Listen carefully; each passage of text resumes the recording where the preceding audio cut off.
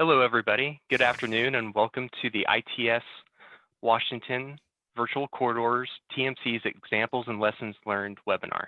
Thank you for joining us today. My name is Justin Belk. I'm with the Traffic Operations Division at the Washington State Department of Transportation headquarters. I work with statewide ITS operations, and I'm one of the newer members of the ITS Washington board. Before we begin, I want to thank the ITS Washington Quarterly Events Committee for organizing this event.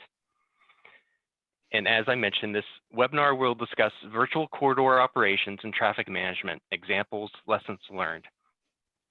This type of activity typically involves competing needs with different travel modes, incidents, planned events, and among the jurisdictions managing and accessing the public right-of-way. We have 3 guest speakers today on the panel, and I would like to introduce Brian Peterson. He has 35 years of experience in aerospace engineering, systems engineering, software development, and engineering management. He led the software development effort for California's Connected Corridors program and its push to a cloud-native traffic management system. So, thank you, Justin, and thank you very much to everyone for having me here today. I'm going to run through a presentation right here, so give me a moment just to share my screen and I can get started. All right, so again, my name is Brian Peterson. I'm a systems development manager with Partners for Advanced Transportation Technology at UC Berkeley. And what I'm going to talk about today is what was essentially a virtual traffic management center that we built for the state of California and put together in the I-210 corridor down in Southern California, and talk a little bit about experience with doing a cloud-based traffic management center as well. So this diagram here should give you some sort of sense of the scale of the corridor that we were managing. You can see there are 4 cities here: Pasadena, Arcadia, Monrovia, and Duarte. LA is just a little bit down on the bottom left corner there. So that gives you a sense of where we're at. There were 4 traffic management centers involved. So there's a Caltrans District 7 traffic management center. The city of Pasadena had one. Arcadia had a small one.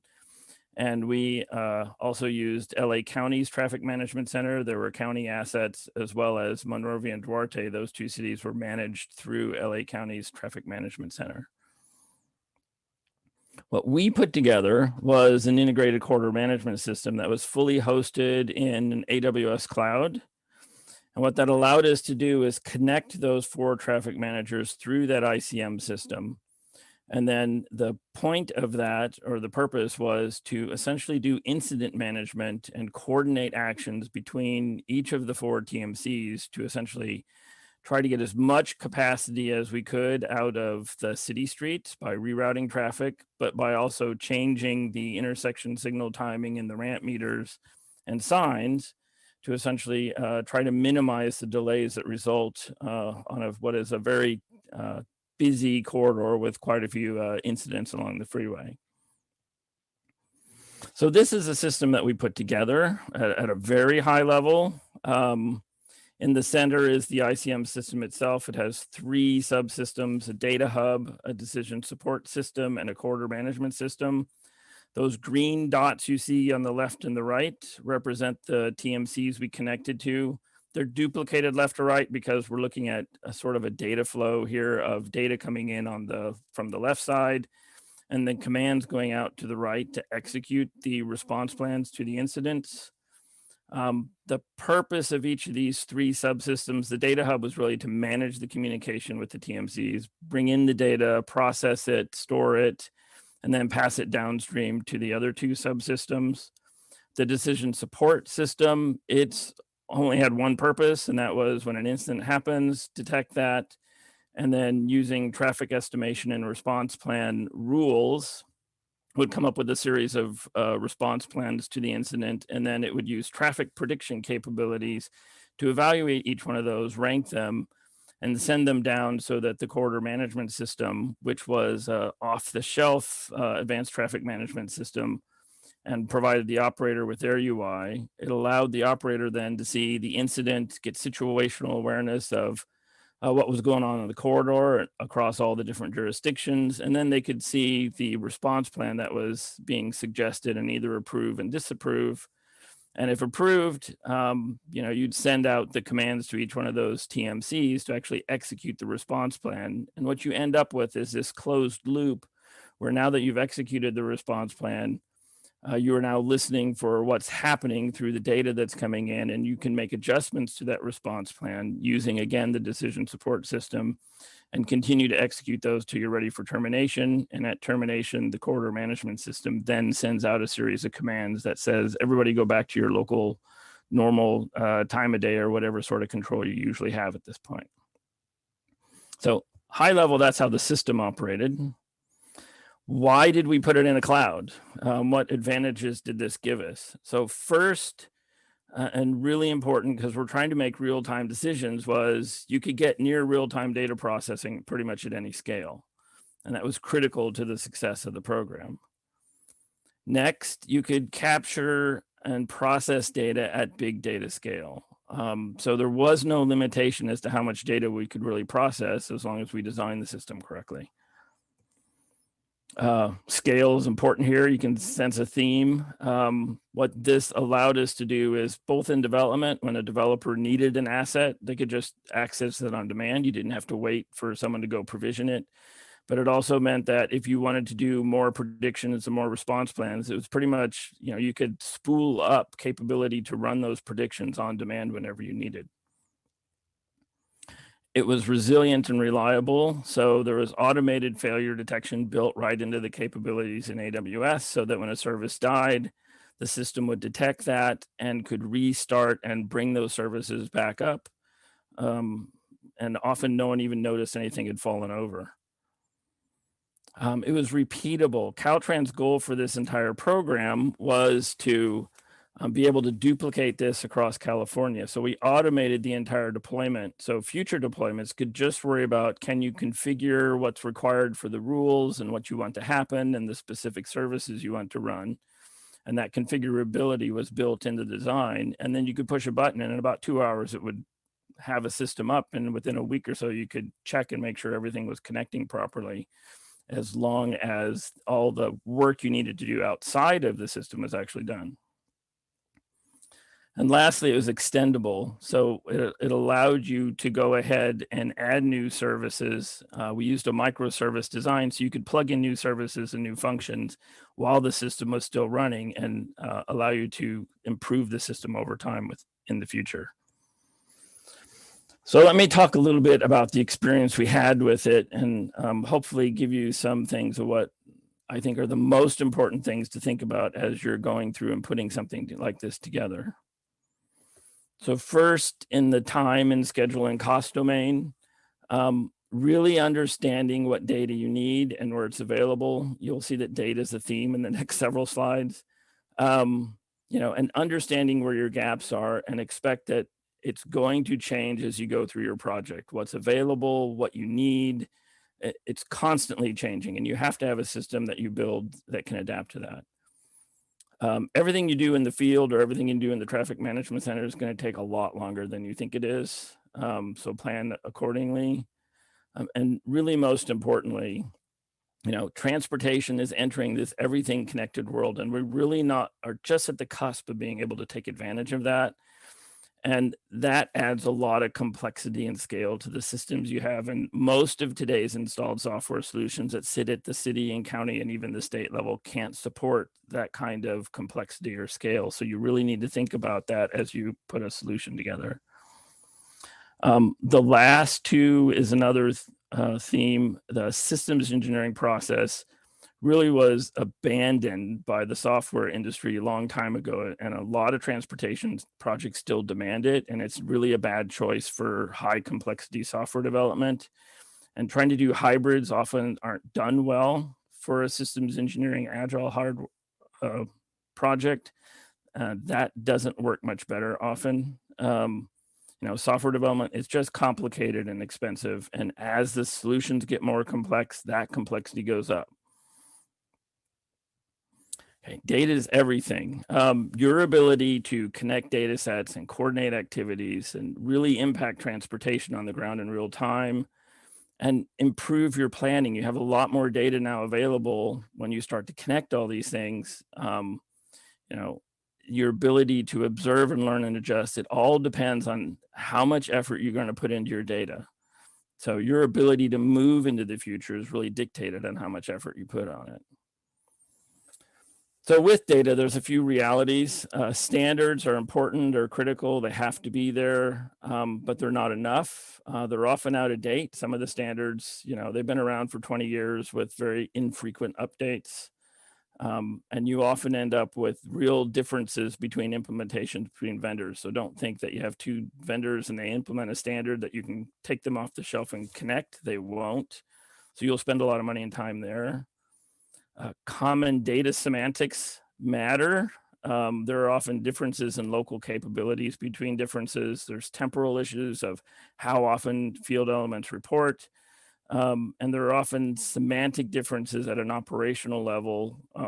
I know from experience, for instance, ask two TMC operators within a TMC what they put down for start time of an incident. And one will look at his watch and say, well, it's 2 o'clock, so that's the start time. And the other one will say, well, I looked at what time the report came in. And if you ask the third, he'll say, well, I saw what the officer reported, what time he arrived. So it doesn't matter when you're talking about human beings who understand what they looked at and looked at their watch, but it really matters when you do operational reporting afterwards, or when you're trying to make decisions from an algorithm based on that.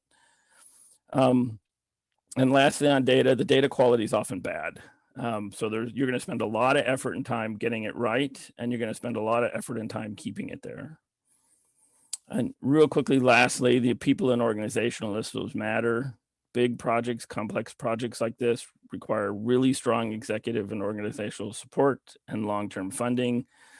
You need to look at the bottom level of the different processes and staff that you're changing. You're trying to change how people work. So understand the impacts that's going to have and spend time on that. We spend a lot of time on that in our project. And if you're doing something in the cloud, understand there's a lot of fear often with that. A lot of people don't understand it or how to use it. So spend a lot of time on education on that. And I think actually at that, Justin, I'll turn it back to you. Okay, thank you, Brian. And as Tracy mentioned in the chat, please enter all questions into the Q&A chat pod below. We'll check the chat, but yeah, please try to get them in the session Q&A portion of that. And we're going to hold questions till the end after all panelists have had an opportunity to speak. Next up, we have Travis Phelps. He's been with the Washington State Department of Transportation for more than 18 years and currently resides in the agency's new Management of Mobility Division, we affectionately call MOM. With a strong background in emergency management and crisis communications, he's been a key player during many of the agency's biggest challenges, including the I-5 Skagit Bridge collapse, State Route 530 landslide, and the demolition of the SR-99 Alaskan Way viaduct. Thanks, Travis. Right, we'll take it away. So coming straight out of a pandemic where we've all been virtual. So what's a better project to talk about than a virtual coordination center? I think you'll probably hear some common themes from Brian's presentation, but we'll just kind of jump in and give you the basics here real quick. We're going to cover a little bit of the history for how we got to the point of creating this new cloud-based system. It's got a slightly different framework in it, which is essentially a cloud-based portal to enable congestion management. So it's the congestion caused by major collisions. But to really get the full sense of how we got here as a project as well as a leadership, I need to first walk you through a major crash which occurred in September of 2017. We had a fully loaded propane tanker roll over on I-5, which we have these, and primarily as agencies that manage transportation and transit in the Pacific Northwest, we have things like this happen all the time. This one, the complexity of this crash ratcheted up pretty darn quick, and it was located in, this really kind of screams emergency tabletop to a lot of those folks in the business. It it wrecked right in front of our stadiums, right in the heart of downtown, right between the peak commutes, and right dead center in between two of the major, or excuse me, one of the major north-south routes through downtown, the greater downtown Seattle area, as well as one of the primary east-west. So we had two major routes essentially closed for more than 8 hours. It was closed because the fire department really had to suggest that this tanker could explode. So we're expecting a large levee.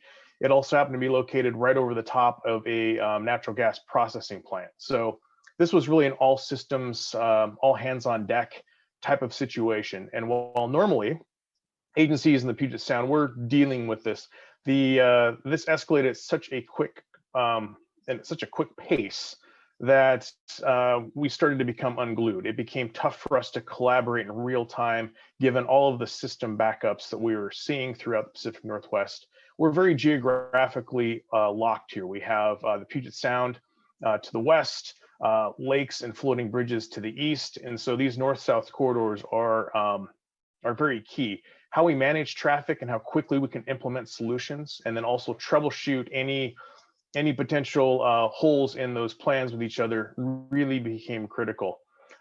This one we didn't do so well on. As you can see here, the evening commute, we saw major gridlock through downtown Seattle that existed for quite some time. Took a long time for the system to recover, even after this crash was cleared. So the regional partners got together. This was Washington State DOT, the State Patrol, King County Metro, Sound Transit, the Seattle Department of Transportation, Seattle Fire, and Seattle Police. And we said, how can we do this better in the future? We teamed up with teams from the University of Washington, also a organization called Challenge Seattle, which is led by former Governor Christine Gregoire, brought a lot of resources to the table. We scratched our heads and dug deep. And at the end of the day, after going through a full debrief after action report, we came to the conclusion the emergency response crews did what they needed to do. The incident was handled by the book. It was really, how do we make sure we can stay connected with a rapidly escalating complex incident in the Seattle area? Thus, the VCC was born. Let's create a system that's designed in the cloud to allow us to do our daily business and stay connected the whole way through. There's three components, really three key audiences that will be using the VCC, and this is all from an agency perspective. So over here to my left, we have the responders, the folks at the scene doing the site management, the initial response, and the clearance and removal. They hold a lot, the essential timeline and control a lot of the variables that will determine how long this congestion ends. And they also need resources that need to get tuned from the scene. We have our traffic and transit management box in the middle. They're in control of rerouting transit, finding pathways for that transit to roll, and finding ways to keep people moving before, during, and after the incident. Last but not least, over to my right, we have the traveler information portion. This is customer service as well as public information officers.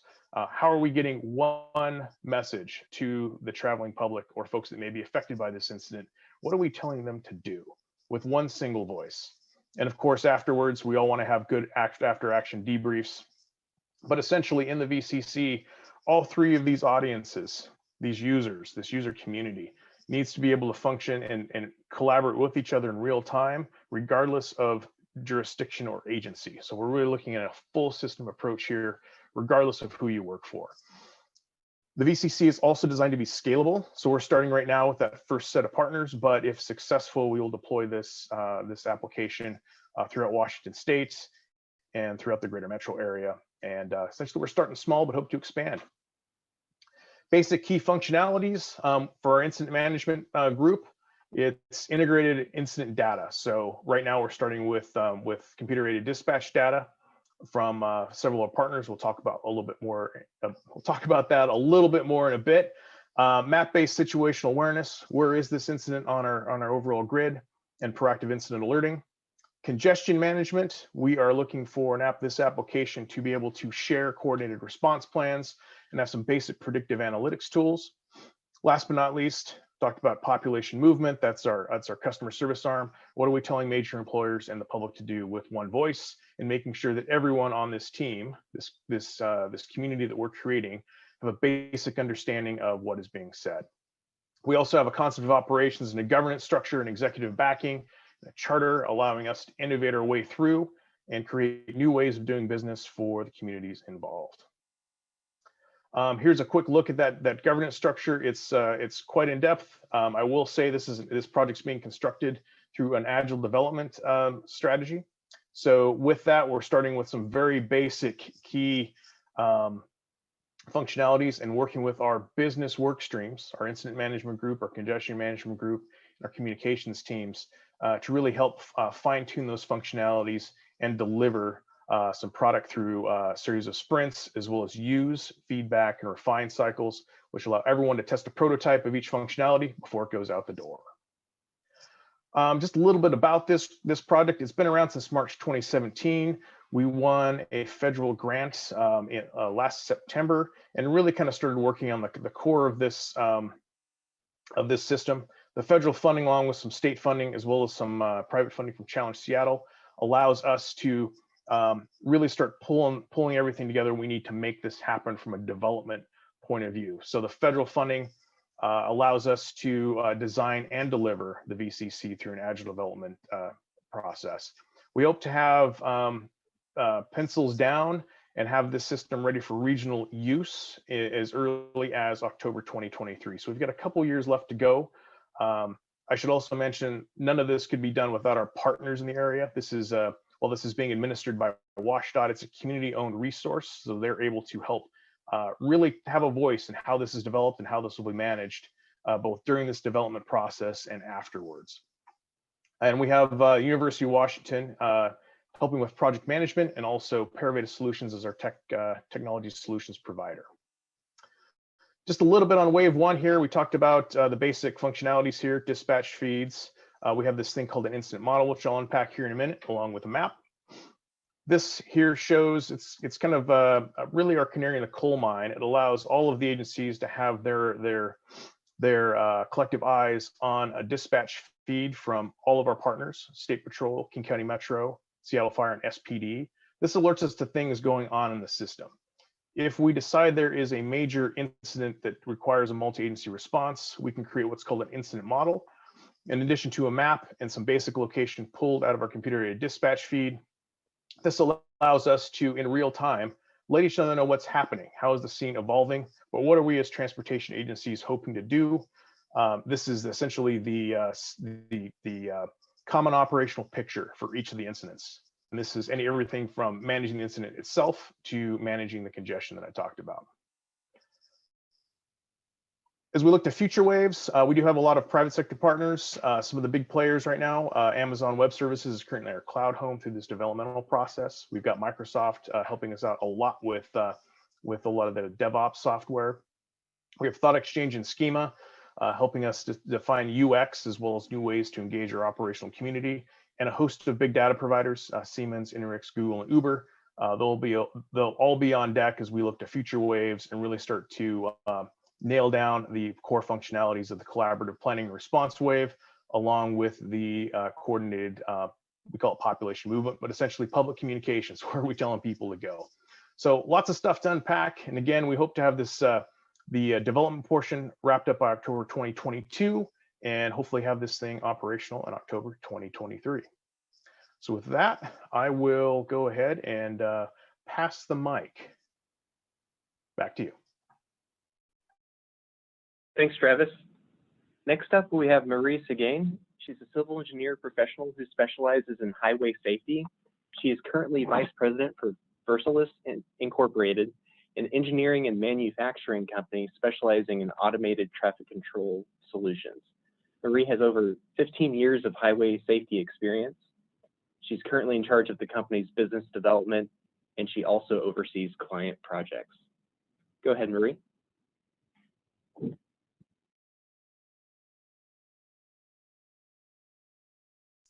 Marie, you're muted. Is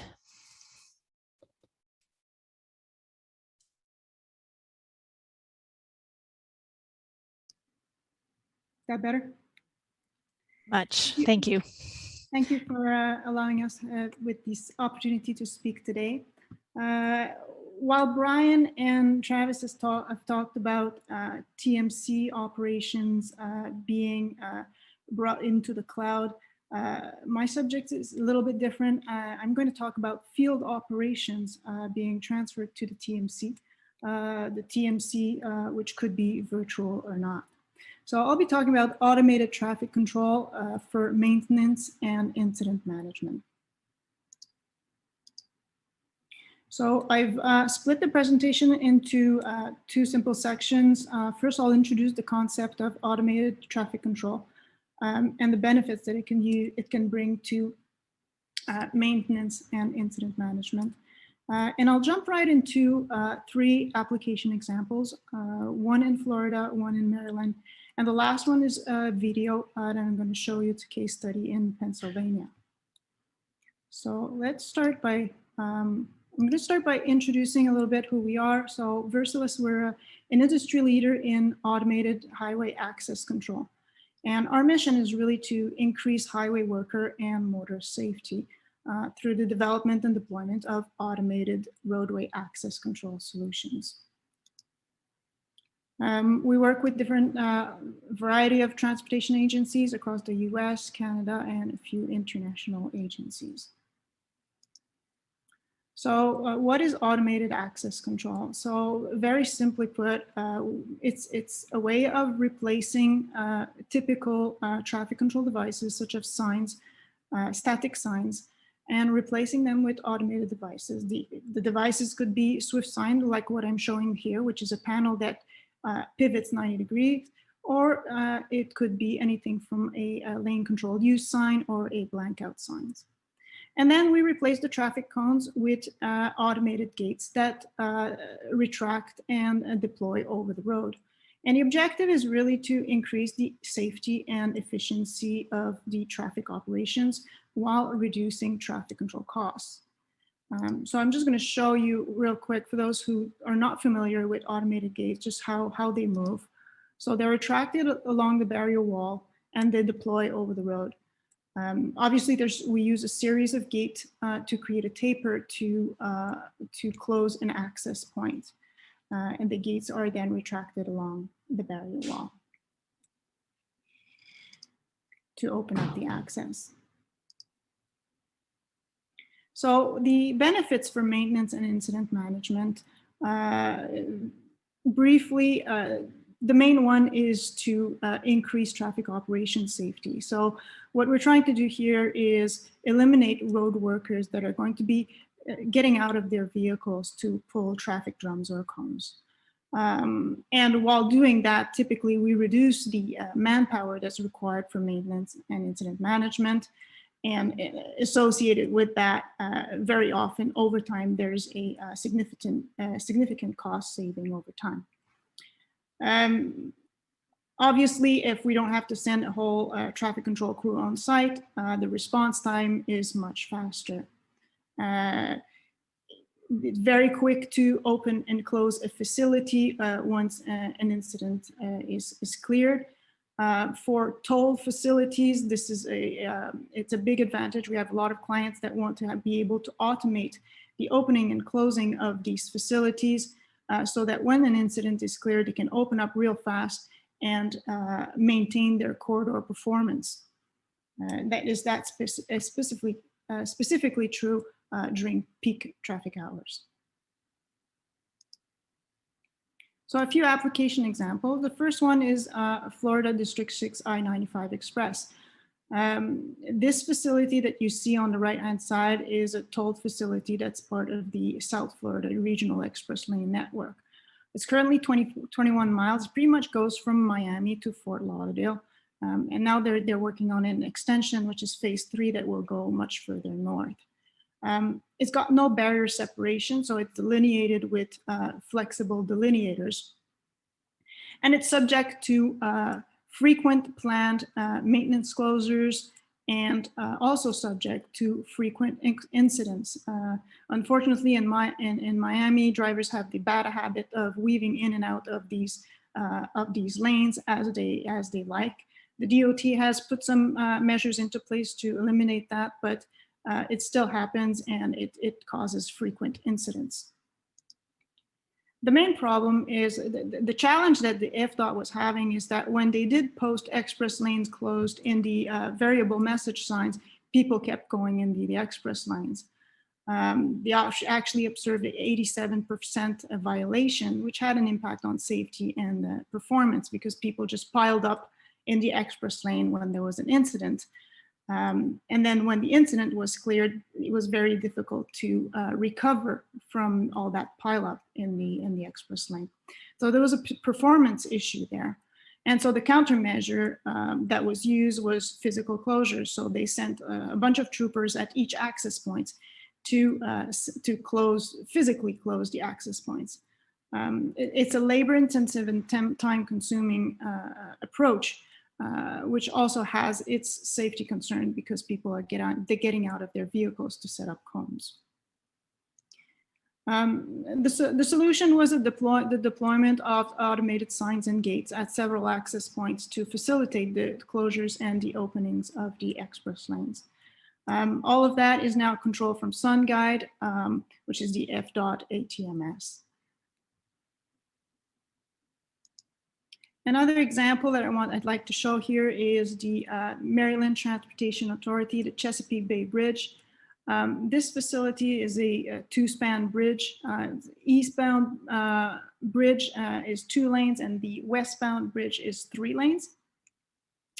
And during peak heavy traffic incidents or construction, they implement a 2-way traffic operation on the bridge. So a counterflow on the bridge. That counterflow can be in lane 3 of the westbound span or in lane 4 of the eastbound span.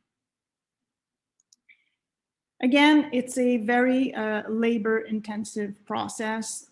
You can have a look at the Google Street View to see the enormous quantity of traffic cones that they need to displace in order to implement these traffic configurations. So again, a little bit the same thing as Florida. It's labor-intensive and a concern for safety for the workers. This is a project that's currently being deployed. So MDTA is deploying a great number of enhanced lane use control messages, automated gates for access control, and illuminated pavement markers for each crossover.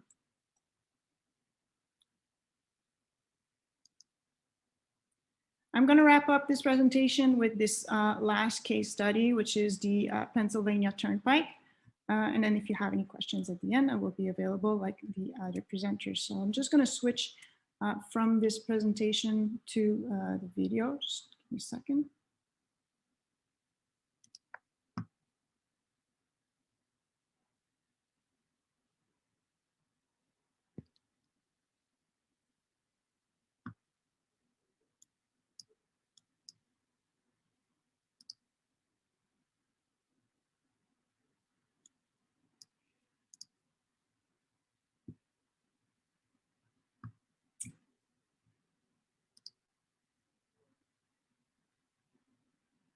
Can you just confirm that you can see my screen now?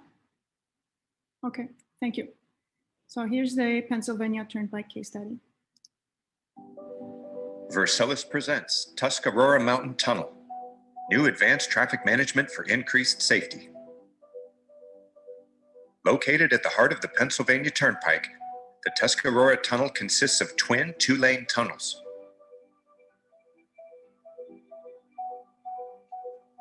Traffic control required to close a tunnel during maintenance or incident management is critical. Committed to the safety of workers and travelers, the Pennsylvania Turnpike deployed automated traffic management tools to facilitate closures as part of an important tunnel rehabilitation project. These include dynamic message signs, automated warning gates, traffic light signals, and in-tunnel illuminated pavement marking.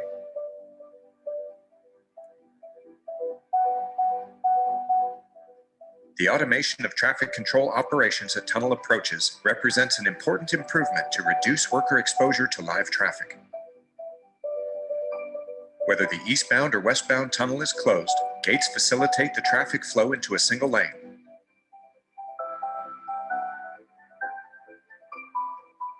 This traffic is then maintained in that lane or redirected into the crossover.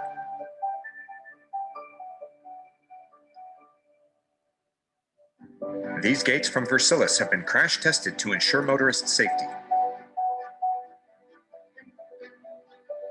One of the key missions of the Pennsylvania Turnpike is safety.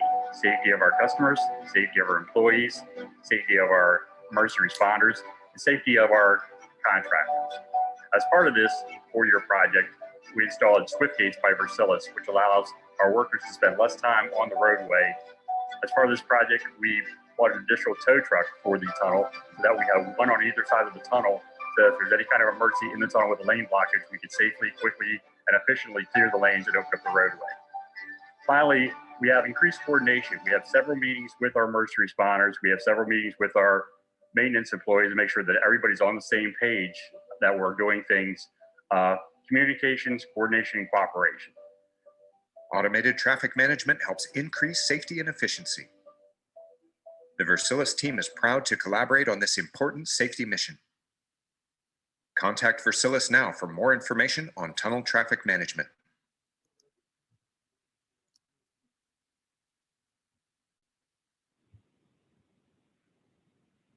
Thanks, Marie. That was great.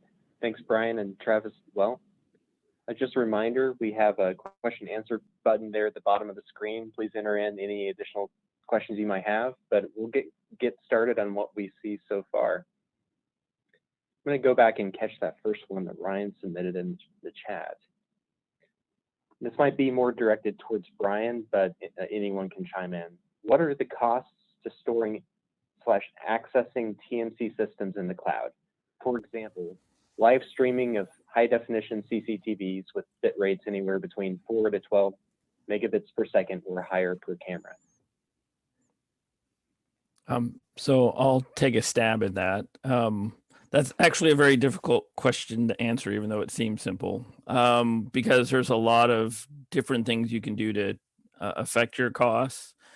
You know, really the only advice I'd give here is you have to, going back to understanding the data, is getting that understanding of the data, estimating what it is, and then you have to engineer what's the right solution based on what access, what speed, how often you need, because there's vast differences in pricing on storage in the cloud. And you need to look at hybrid solutions that are cloud and local, because sometimes you can save a lot of money by actually doing the storage locally if you have the capability, but do a lot of the processing up in the cloud of the data that you've got. So it really depends on how you've engineered your solution and what it is you actually need that solution to do. It's really hard to just say it's going to cost you $10,000 or $20. It's very difficult to tell without actually understanding the solution you're putting together.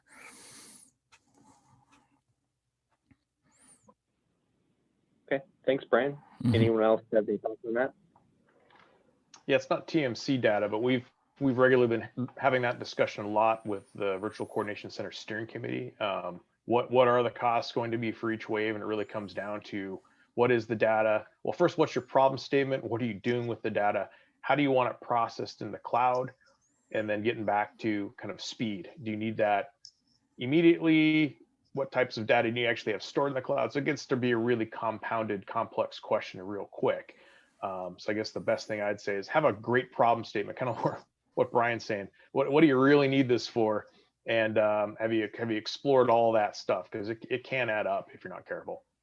Yeah, and the other thing I think I'd add to that is we had great partners in AWS, who was our cloud provider, and I'm sure it's the same with the others. You know, they're not out there to try to get as much money as they can out of you by making bad decisions. They will help you a lot to make sure that when you have that problem statement, that the solution you get is the best one, you know, that essentially is cost effective for you as well, because they want to keep you. Right. Okay. Travis, I think this next one's for you. How easy would it be to add other agencies to the VCC? What if smaller cities were interested? Well, right now it'd be pretty tough because we're still in that developmental phase. But our hope is once we're getting closer to completion, not only do we have a good product that we're willing to push to different parts of the state, but also a framework that talks about how we manage this thing collectively, whether it's in different joint operations groups around the state, whether it's one entity itself. And through that, there's going to be a process in how we add and subtract players who may want to join, or they get into it and decide, hey, it's not really for us. So we do need to talk about that. Can't give you that answer now, but we do have a policy work stream as part of our model deployment that we're putting together. So hope to have those answers hopefully by next year. Okay. One more for you, Travis, from Carl. How could a VCC proactively address planned events such as the Seattle Kraken game, e.g. signal and ramp meter coordination, corridor flush-out plans, additional transit service, etc.? Yeah, so I think it can definitely help keep folks on the same page. The VCC is designed to keep people running on a specific play. So as long as we've talked about what that play is going to be, some of the basic issues that we think we'll run into that may not be a part of the existing traffic management plan designed to keep people in traffic moving before and after that Kraken game. I think as long as we have that base framework to start from and we can share in real time, I think it could easily be shifted using an incident model or other things, because we know we're looking at the health of the system, not just a one block area. So yeah, it could easily be adapted, but I think the key is starting off with that plan and making sure people are on the same page before you start. Okay. This next one's for Brian from Lisa. Right now, she's helping WSDOT Eastern Region. And they're running into some dirty data and spending significant effort to get the data as they want it. These data issues are the same as they experienced at the beginning of Lisa's career in Southern California in the 90s, as they were trying to integrate TMCs, working on similar corridors. What can we do different? What should we be doing at an agency to invest in skills, tools, and time to maintain and improve our corridor operations, especially as people who built these systems are retiring? That's a great question. So, I can tell you a little bit about what we did for that. I mean, we spent a lot of time building tools that would look at the data as it was coming in and have regular reviews, and built algorithms, for instance, to find issues in the data, so we didn't have to analyze the data ourselves on a constant basis. Even to the point of having an algorithm that would look at the data and identify sensors on one side of the freeway that were wired incorrectly and the two sides of the freeway reversed. So you start to find those problems that you see repeatedly, and you start to build algorithms and you create automated processes to find it, and that identifies a lot of the problems that you have. We had 2 researchers that were constantly looking at the data and looking at quality issues as well. It's really intensive to try to make sure you get it right. Every new system we connected got about a 3 to 4 month review of the data just to make sure the data was consistent and was correct. But then it's also the people issues. You've got to get and find sometimes who are the right people who need to manage the issues. A lot of this stuff means someone's got to go out to the field and rewire the cabinet, or go fix the broken sensor, or rewire where the maintenance crew cut the cable. You got to find the right people who are responsible for that, and that's not always easy. And then essentially set up what it is. It's a regular, at times it was weekly session to say, here's the issues that we saw last week in the data. These are the things we see are problems. Getting feedback from them on what maintenance actions are going to be doing in the upcoming, month or 2 or whatever it is. It's just constant attention to it. And it's really working with the people, not only to make sure you identify the problems and fix them, but to make sure they understand it's important to get these things fixed, you know, as you move into where algorithms and that are actually using the data and someone isn't just looking at the screen, it becomes really important to make sure it's right. And they need to understand it, you know, we're using the data in different ways than you have in the past. And this is actually really important now.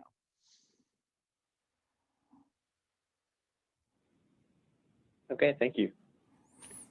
I don't see any more questions in the Q&A, but please remember to use the Q&A button at the bottom of your screen if you have more. I have a couple questions I'd like to direct towards the whole panel. We'll start with Marie and then Travis and Brian. But other than cloud hosting and some other items that have been discussed in these presentations, how are these types of virtual automated corridor operations projects being future-proofed for coming transportation systems and demand management strategies? So in terms of, I can't talk about virtual traffic management centers, but in terms of connectivity, as far as we're concerned, we've recently created a partnership with Hass Alert, which allows us to offer infrastructure to vehicle communication. And more specifically, we're able to send alerts to motorists when lanes are closed. At the moment, the alerts are going through Waze because it's the most common display in the vehicle. But as more digital alerting services become available, we will be able to use those. Okay. Travis, do you have something?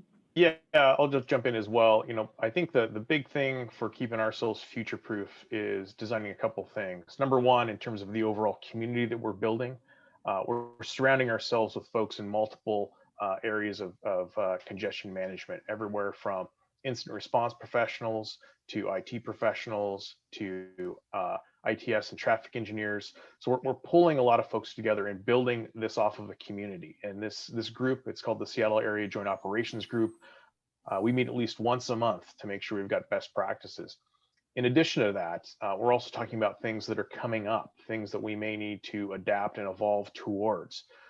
So we're trying to keep ourselves in the conversation versus building a tool and using that tool until it runs out of date.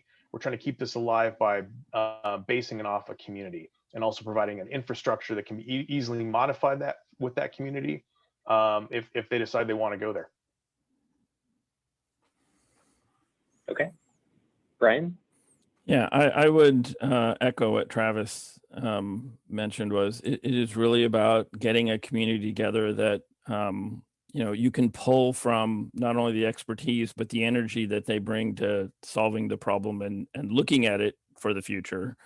And, you know, I know that, for instance, when California started our program some time ago, you know, one of the things that was really important to Caltrans headquarters was making sure that this was something that would last for a very long time, not only, you know, once you deployed it, but it was, you know, as I mentioned when I went through the design, I mean, it was extendable. It was built to add new services and allow them to continue to do that over time. It was built to allow them to essentially define a configuration for a local area and then go ahead and deploy it and do, you know, have a cookie cutter approach to doing this. So there's a lot of forethought from the customer standpoint of making sure that, okay, it's not only important that we have a solution that manages congestion, but it's important that it's something we can use over and over again and we can extend in the future and really extend the lifetime of the investment we're putting into the system. Okay. I have a few follow-ups to this, and please, anyone chime in with additional questions in the Q&A box. Marie, you spoke to connectivity with Hass Alert and their connection with Waze. Is Versailles or any of your partner companies involved in the work zone data exchange standard or any other connected vehicle standard message sets? Actually, we are in the planning of a pilot project to send a data feed for work zone data exchange. So in the process of. Okay. And this is for everybody, but speaking to future-proof and the direction we're headed with transportation and sustainability, can you speak to any more demand management side of things, vehicle miles traveled or congestion pricing, or priorities for and accommodations for active transportation or transit priority, bus and transit rail systems?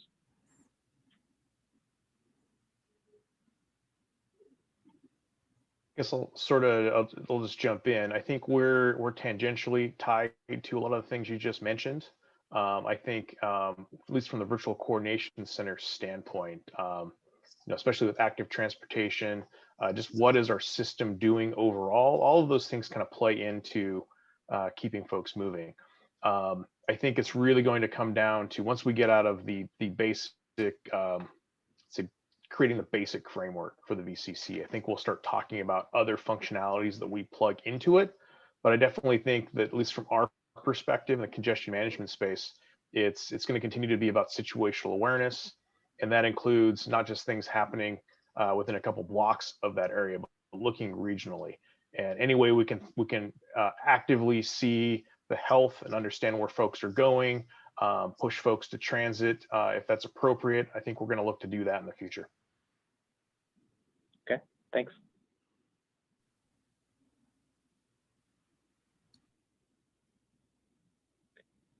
One more question, if there's no more from the audience. What about, how do you communicate the benefit of these types of projects so the general public understands and agrees with the investment that it takes? And can you speak to upfront costs and how you get a handle on that with grant funding or partnerships, but also maintenance and upkeep of this kind of operation? I think I can talk a little bit on some of those issues. I know, for instance, on connected corridors, I joined the program, that's where my introduction to transportation was, 7, 8 years ago. And really, almost the entire effort of the program at that point was getting support and coordination between all the different jurisdiction and the partners that were there. I was brought in after a couple of years of the program, and there really wasn't a technical solution at that time. That wasn't the important part. The important was get everyone coordinated, get them all on board, get the approvals from city councils and, the county government and all the permits and everything you needed to do, get the planning in place for, it's almost like horse trading. Okay, let's see what we need to do to get you the right equipment and get it installed and get you the money and the grants in order to get it there, in order to make the solution possible. And it's just a lot of effort. We had full-time staff, and that was their only job they had at that point, was coordinating community effort. So it's expensive and it's time consuming. On the other side, on the maintenance costs, I mean, it's like our first question on storage in the cloud. That's a really complicated question. It depends on your solution and all the rest, but I think that, you have to look at the big picture as you're changing operations, especially if you're looking at cloud operations and stuff. That's a completely different cost model than what you've been doing with adding staff and adding networking capability and data centers and all the rest. And you can't just look at, well, I'm adding all these cloud costs, but the question is really, now, what is that versus what you would have done had you done it and tried to do it internally? And what would you have needed to support that same level of capability, for instance, that Amazon's providing you? It's not just a cost issue on maintenance and upkeep. It is really what are capabilities and what do you get for that cost, just as importantly as what are the maintenance costs that you're spending and how much are you spending versus how much you would have spent to get the same capabilities or something similar. So that one really is a whole systems engineering effort all on its own to figure out maintenance and upkeep and cost. Yeah, I'd agree with a lot of what Brian said. I think, the other thing I'll add on to this, and I'll sort of flip the question a little bit, is I think the general public also expects us to have some of this basic capability as well. They may not have the solution specifically targeted or know what it means, but I think at least from our standpoint, the the Seattle area grew so darn fast that we knew we had to level up. And you know, folks I don't think really necessarily cared at that point in time what it meant. But I think if you go into like a lot of our traffic management centers, the assumption is that we have some extremely sophisticated equipment at our disposal to do the work.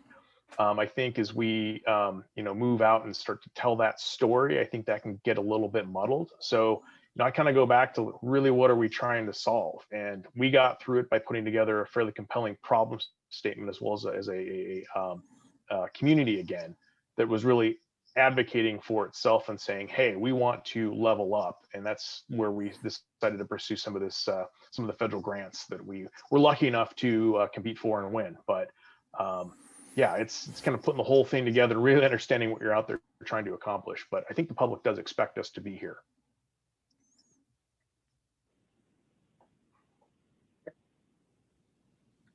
Anything else on that topic? And I see Lisa Ballard submitted a question, and I think it's a good follow-on to this. How do you measure success of your coordinated corridor virtual TMC? I'll just sort of jump in. So you know, we were, I guess, sort of lucky to have to handle that question in advance when we applied for some of our federal grant funding. But we're looking at things like response time, some both anecdotal data as well as, you know, pulling numbers on how quickly we can get resources to and from the scene of a crash, how quickly we can activate specific strategies. So we have a whole year based on actually I shouldn't say based on, devoted solely to examining is the VCC doing what it's supposed to be doing. So I think as you can develop some of those problem statements, I don't think it takes too much additional effort to really think about, if we achieve this, what are the success measures? Because I think also going back to that public support question, also asking yourself, if we don't do this, can we still achieve some of these things? So I think that the results as well as that problem statement should go hand in hand together. But I think you know, we're definitely game to do that. And we're running out of time, but I want to, you know, on that topic of success, you know, a lot of what Versailles does is automated traffic control systems. Do you want to speak to the safety benefits of any of the products and services that Versailles provides? Well, in terms of benefits, really what we do, they can be grouped into different categories. There are definitely operational benefits for the facility operator. And then there are safety benefits for the motorists. And they're not so difficult to demonstrate. And as far as motorists are concerned, they're also looking for travel time reliability. So when we combine all these benefits, what we offer is not applicable to any facility. We're talking about is something that's very niche and will remain niche, but in the right application and in the right location, it can bring a lot of benefits, and it will be that are easy to demonstrate for the operators and the users.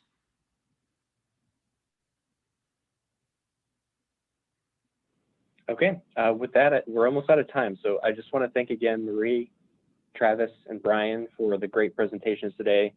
And thank you for everyone who had a question that's submitted in the chat pod. I'm looking forward to more events virtually and in person moving down the line. So with that, I will close this out. There will be a recording of this presentation posted on the ITS Washington website in about 2 business days. And with that, I wish you all a good afternoon and stay safe. Thanks.